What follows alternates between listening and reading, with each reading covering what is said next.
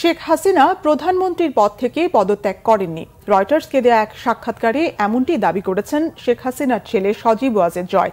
নতুন অন্তর্বর্তী সরকারকে আদালতে চ্যালেঞ্জ জানানোর ইঙ্গিত দিয়েছেন তিনি।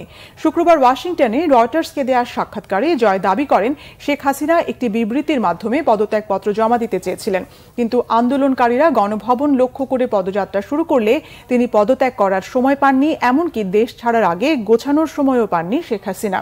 জয় দাবি করেন সাংবিধানিকভাবে তার মা এখনো বাংলাদেশের প্রধানমন্ত্রী। গেল 5 অগস্ট শেখ হাসিনা দেশ ত্যাগ করলে আন্দোলনকারীদের দাবি মেনে 6 অগস্ট সংসদে বিলোপ ঘোষণা করেন রাষ্ট্রপতি মোহাম্মদ শাহাবুদ্দিন। এই সিদ্ধান্তকে আদালতে চ্যালেঞ্জ জানাতে পারে আওয়ামী লীগ, এমন ইঙ্গিত দেন সজীব ওয়াজেদ জয়। আগামী 3 মাসের ভেতর বাংলাদেশে নির্বাচন দেখতে চান জয়। আওয়ামী লীগ সেই নির্বাচনে অংশ নেবে, ক্ষমতায় আসতে না পারলেও বিরোধী দল হিসেবে রাজনীতি চালিয়ে যাবে আওয়ামী লীগ, এমনটিই জানান শেখ হাসিনা পুত্র।